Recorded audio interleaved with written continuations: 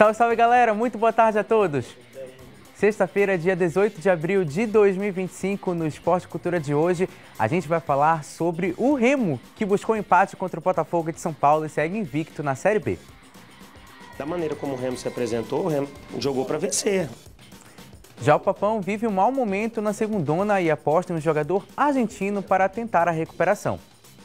A Argentina começou bem, mas também tem que pensar que tem finais pela frente que tem que vencer. E as Águias Paraenses em final de semana de estreia na Série D. Isso e muito mais agora no Esporte Cultura.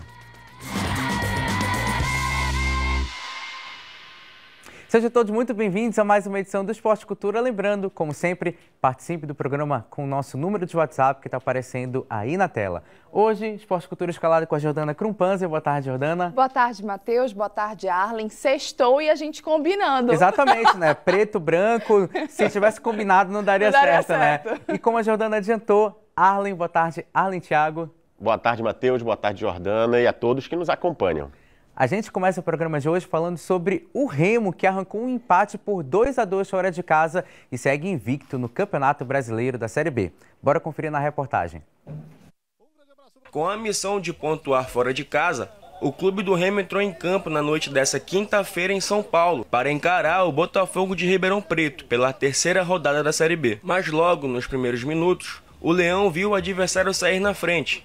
Marcelo Rangel não conseguiu segurar o chute e no rebote Jefferson abriu o placar para os donos da casa. Mesmo em desvantagem, o time azulino se lançou ao ataque e contou com uma ajuda da defesa adversária. Aos 43 minutos, o zagueiro Rafael Milhorim levou o segundo amarelo e foi expulso. Um minuto depois, Pedro Rocha recebeu na intermediária, soltou o pé de fora da área e marcou um golaço para deixar tudo igual no placar. Quando você joga fora de casa, da maneira como o Remo se apresentou, o Remo jogou para vencer.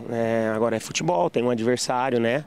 Erros acontecem, a gente sabe disso, e hoje os erros também nos custaram talvez a vitória, principalmente após a expulsão do jogador do Botafogo. Na volta do intervalo, a expectativa era de pressão do Remo com um a mais. Mas o que se viu foi o Botafogo surpreendendo. Logo no primeiro minuto, Dramizino aproveitou a sobra da zaga e mandou uma bomba rasteira para colocar os paulistas novamente em vantagem. O Remo tentava reagir, mas tinha dificuldade no último passe. Mas após as entradas de Maxwell e Ítalo, a equipe passou a criar mais perigo. E aos 39, Pavani acertou um chute de fora da área no cantinho, deixando tudo igual mais uma vez. Eu acho que os dois gols que nós tomamos foram gols que podem ser evitados, né? Principalmente o segundo gol. E a gente, na volta para o segundo tempo, vacilou e acabou oferecendo ao adversário talvez o que ele queria, para ter forças dentro do jogo, para que não saísse daqui derrotado. Nos minutos finais, o Remo até tentou a virada, mas parava na defesa adversária. Fim de jogo em Ribeirão Preto e o Remo com o ponto fora de casa e a sensação de que dava para ter saído com mais. Com o empate, o Remo chega a 5 pontos e ocupa a 7ª colocação na tabela. Agora é recuperar os atletas, colocar energia dentro do jogo e também o papel do torcedor vai ser muito importante para esse jogo, para que na segunda-feira a equipe seja totalmente recuperada na busca de mais uma vitória. O Remo que, diferentemente da primeira rodada em que empatou fora de casa, sofrendo um gol no final da partida, dessa vez conseguiu arrancar o empate com gol no final do jogo, 2-2 contra o Botafogo, apesar de ter disputado um tempo todo praticamente com um jogador a mais. O Remo penou um pouquinho, mas conseguiu arrancar esse empate no final, Jordana. Olha, no segundo bloco, eu vou adiantar que eu sou fofoqueira, a gente vai falar muito de poder de reação dentro de jogo, mas eu acho que o Remo mostrou isso ontem. Foi um primeiro tempo não tão proveitoso, um primeiro tempo mais insosso do clube do Remo, acho que conseguiu reagir nesse segundo tempo.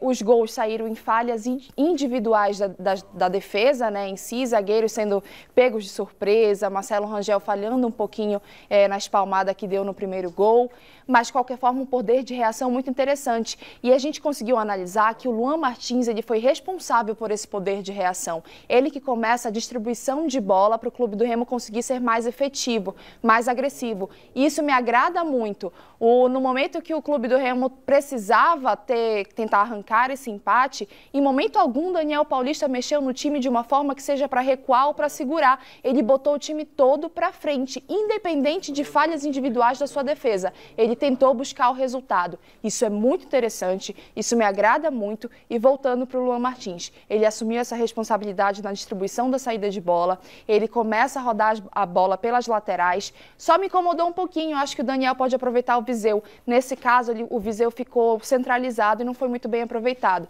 Pedro Rocha foi mais aproveitado. Acho que o Viseu, atuando como ponta direita, pode ajudar bastante nessa distribuição e fazer a bola ser mais efetiva no ataque. Dá para dizer que no script que o torcedor do Remo estava avaliando nessas 3 primeiras rodadas, ele contava com 7 pontos em 3 jogos, Arlen? Não. É um início de campeonato muito proveitoso, né, para o clube do Remo. Até o próprio Daniel Paulista ele falou. Então, assim, o torcedor está bastante otimista, né, com esse elenco que logo na Série B tem uma largada muito boa. E a gente fica aqui feliz, né, pela atuação do Pavani, né, do Pedro Rocha, que eles são jogadores que têm qualidade e eles estão mostrando isso dentro de campo. Então, e outro detalhe importante a gente ressaltar aqui também foi a fala do Daniel Paulista ali na coletiva de imprensa, onde ele fala que a desatenção do time é onde o time vem vacilando, né? Tem um detalhe nesse gol, eu tenho a impressão de que o árbitro atrapalha o Viseu no chute. Realmente. Ele fica na frente ali, o jogador ele encosta no árbitro e ele não consegue alcançar o jogador adversário e sai aí o gol do Botafogo, né?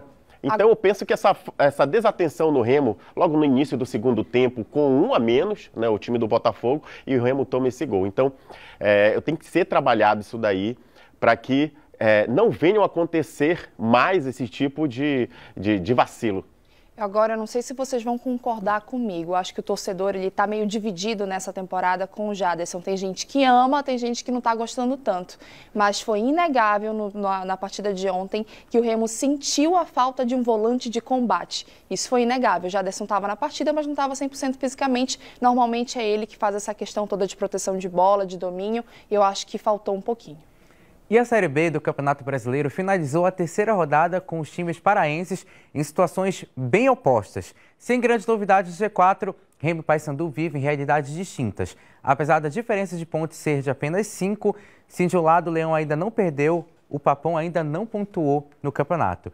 O Remo está na 7ª posição na tabela de classificação com 1 vitória e 2 empates, ou seja, 7 pontos. Já o Paysandu amargou 3 derrotas em 3 jogos e está na vice-lanterna da competição, na 19ª posição. O Papão vai enfrentar o Operário fora de casa neste sábado e o Leão entra em campo na segunda-feira contra o Coritiba no Mangueirão. O G4 hoje formado por CRB, Cuiabá, Coritiba e Goiás. Inclusive o CRB é o único time com 100% de aproveitamento. E o Z4 com 3 times que ainda não ganharam. Paysandu, o Atlético e o Volta Redonda. Sim, eu acho que o Paysandu vive um momento muito complicado e eu falei ontem aqui no Esporte Cultura, eu não consigo colocar esse momento na costa dos jogadores em si, porque para mim são jogadores que têm uma qualidade técnica individual muito grande, sem dúvida, é inexplicável para a gente, acho que é até difícil a gente conseguir sentar aqui e explicar para o torcedor que está em casa o que aconteceu com a queda de rendimento do Quintana, do Luan Freitas, que fizeram temporadas muito boas no ano passado e foram essenciais para o Paysandu se manter na Série B. Esse ano não conseguem ter o mesmo rendimento, é um Paysandu que passa por falhas coletivas, sem dúvida, e agora acaba sofrendo. Mas assim, ainda é o início, uma competição muito complicada, uma competição muito longa, difícil logística, calendário cheio, e a gente sabe também que o Paysandu no momento passa por decisões. Tem decisão da Copa Verde, tem decisão do Parazão, ainda tem Copa do Brasil contra o Bahia. Então é um Paysandu que precisa se recuperar urgente para ter moral nesses jogos. A respeito desse início de campanha dos 2 times, Arlen, dava para esperar que seria tão discrepante assim nesse início?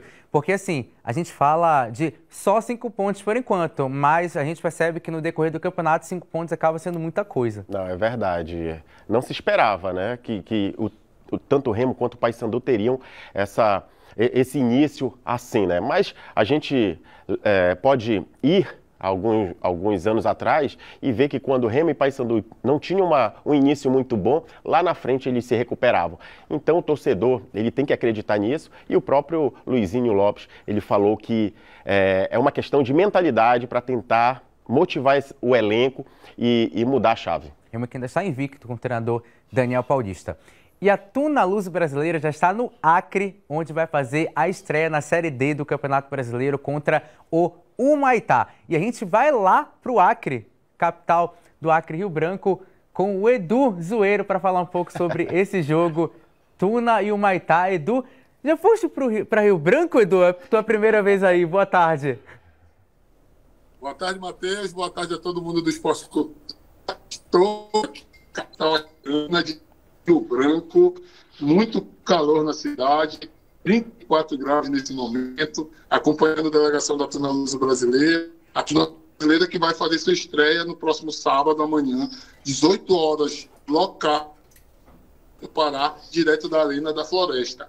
O professor Inácio Neto está aqui com toda a sua equipe, teve a perda do centroavante e artilheiro Édigo, mas vai contar com a possibilidade de 3 novos jogadores. Tá?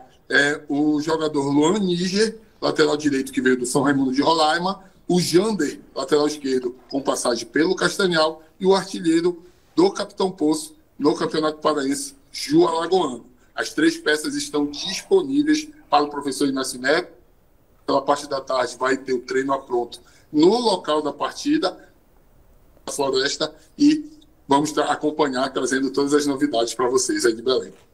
Muito obrigado, Edu. Detalhe que lá no Acre agora são 11 horas e 35 minutos. São 2 horas a menos em relação a Belém. E essa estreia da Tuna na Série D do Campeonato Brasileiro contra o Humaitá, que deu muito trabalho para o Operário na Copa do Brasil, se desclassificou apenas nos pênaltis, mas que não conseguiu fazer um campeonato estadual tão bom assim, sequer conseguiu se classificar para a segunda fase. Eu acho que tanto o Águia quanto a Tuna, eles estão em um grupo que eu acho que a gente pode considerar eles como favoritos, sim. Acho que são 2 equipes que se prepararam bem e, principalmente, se reforçaram muito bem para a disputa da Série D. A gente falava que a Tuna tinha um problema não de técnico. Acho que o Inácio Neto, ele é um destaque do Parazão, ele é um excelente técnico, que domínio ele tem de elenco, e ele é um técnico que ele respeita muito o jogo posicional. Isso é muito interessante. Mas mesmo respeitando esse jogo posicional, ele permite que seus jogadores tenham criatividade dentro de campo, como a gente vê com o Gabriel Furtado fazendo o que quer e, claro, com muito talento. Mas a Tuna não tinha banco, o Inácio tinha um problema de material humano, de olhar para o banco e dizer, poxa, não tenho jogador para repor, vou ter que escolher onde eu vou colocar a força máxima. Agora não, acho que agora a Tuna tem um banco mais reforçado para uma disputa de uma Série D que pode ser muito interessante para a Tuna Luso. Quanto pode pesar a saída do Édigo, Arlen?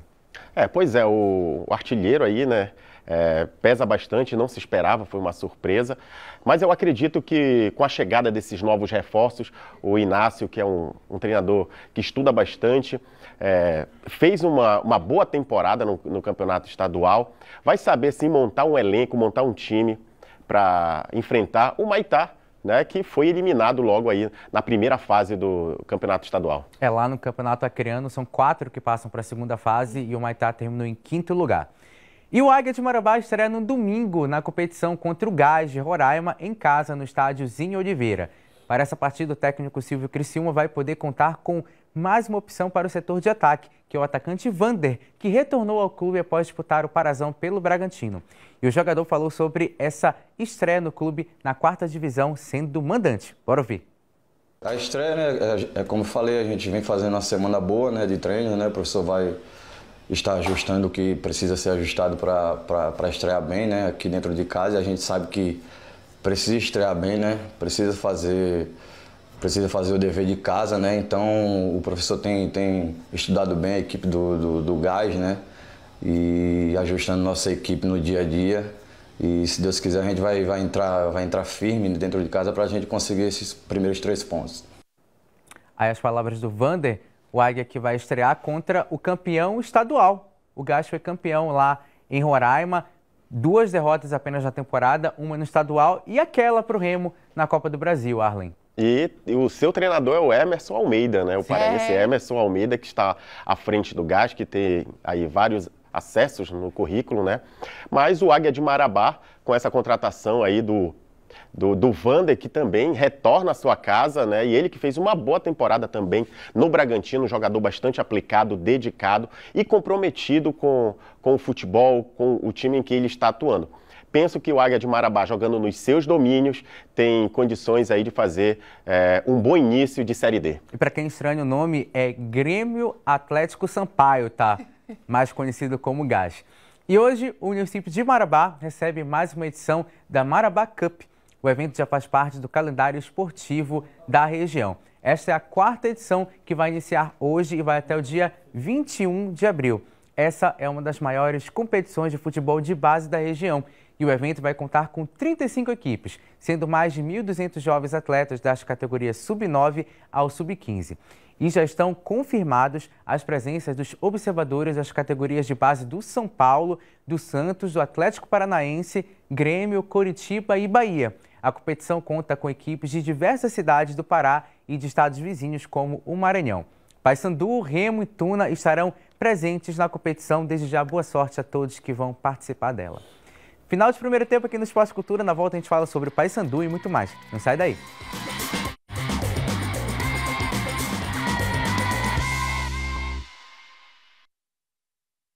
Estamos de volta com o Esporte Cultura. A gente começa o segundo bloco falando sobre o Paysandu, que entra em campo neste sábado fora de casa contra o Operário. E o Papão precisa buscar a vitória para chegar com moral na decisão da Copa Verde na próxima quarta-feira. E o Paysandu pode contar com uma peça que se tornou essencial na temporada passada. Bora conferir na reportagem do Renan Mello. Derrota para o Atlético Paranaense em casa, derrota para o Vila Nova em Goiânia e derrota para a Chapecoense também em casa. E nenhum ponto somado na Série B até agora.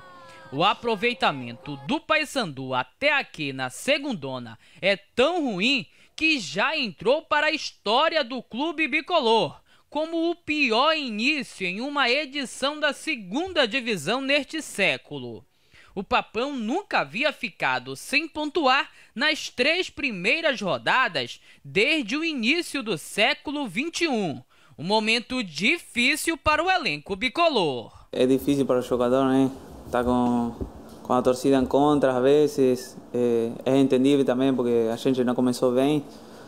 Mas também tem que pensar que tem finais pela frente que tem que vencer e eu acho que vai ser bom para o grupo sacar adelante essa final e isso vai acontecer depois na Série B também. Ojalá que seja agora no dia sábado. E o jogo de amanhã será contra o Operário Ferroviário. O time paranaense também não está tendo um bom início de Série B. Mas, diferente do Paysandu, já conseguiu pontuar na competição. O Papão só tem um gol marcado até agora, na segundona. E o Operário já marcou 3.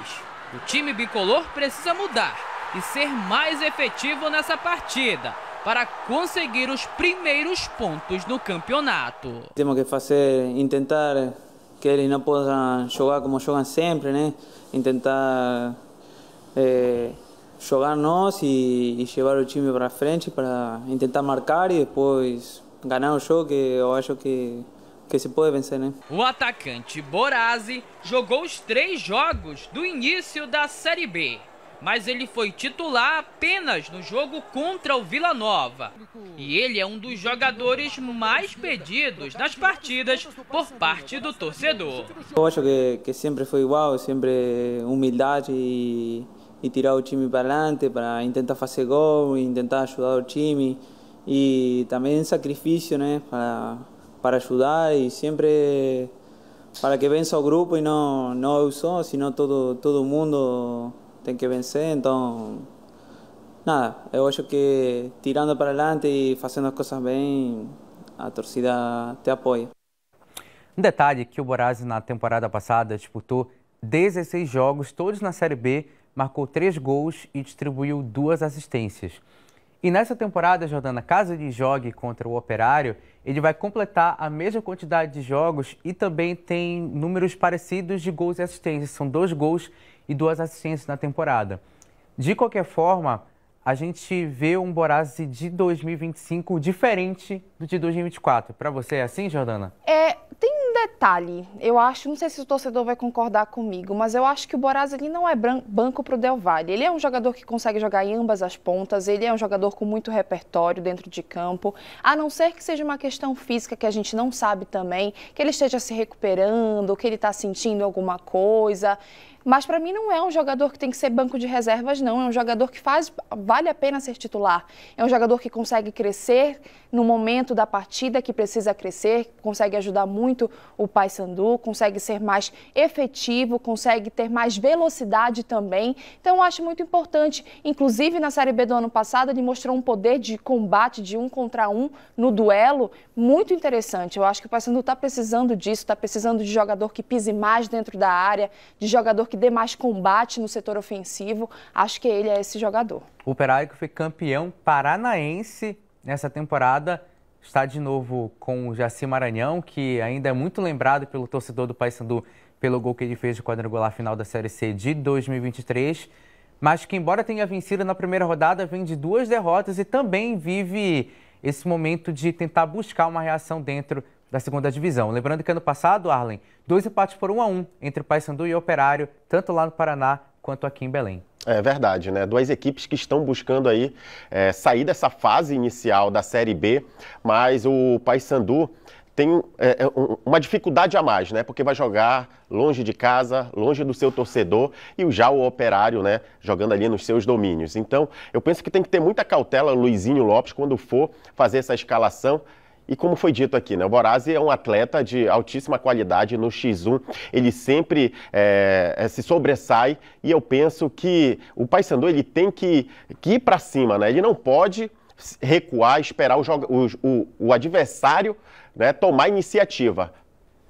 E a CBF divulgou a tabela detalhada da terceira fase da Copa do Brasil, em que a Liga Europa, a Europa League, o Manchester United conseguiu uma classificação. A gente vai para os memes de o que viralizou nos últimos dias nas redes sociais, envolvendo Remo, Paysandu, futebol paraense, entre outros. Roda o primeiro meme. Porque falaram que eu não ia sofrer. Torcedor do Paysandu na Série B. Eu não ia chorar. Falaram que eu ia andar de vitória em vitória e de glória em glória. Mas deixa eu te dizer, mentiram, viu? Mentiram! Detalhe que esse jogador que tá falando aí é o Ricardo Oliveira, tá? Aquele Ricardo Oliveira, ex-atacante do Atlético Mineiro, de São Paulo, entre outros clubes. Roda o segundo meme.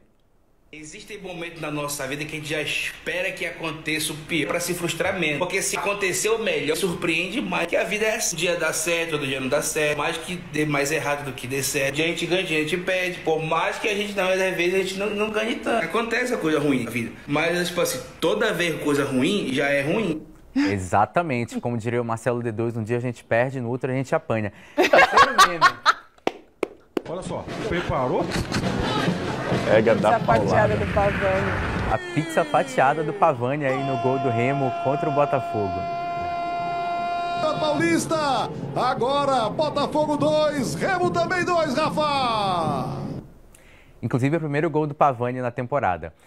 E o atleta paraense campeão mundial do Hexagone MMA na Hungria foi um dos maiores eventos do EGMMA no mundo. O Romero Reis, de 28 anos, que é natural de Santa Luzia do Pará, levantou o cinturão da categoria peso mosca por decisão unânime dos juízes. Temos paraense campeão. Em 8 anos de carreira, o Romero acumula um total de 5 títulos no currículo. Além do hexagone, ele é bicampeão internacional do do CS-MMA na Colômbia e também manteve o cinturão invicto. Romero avançou para a posição 73 no ranking mundial do MMA, mais um paraense tendo destaque na modalidade que já tem vários grandes lutadores conhecidos.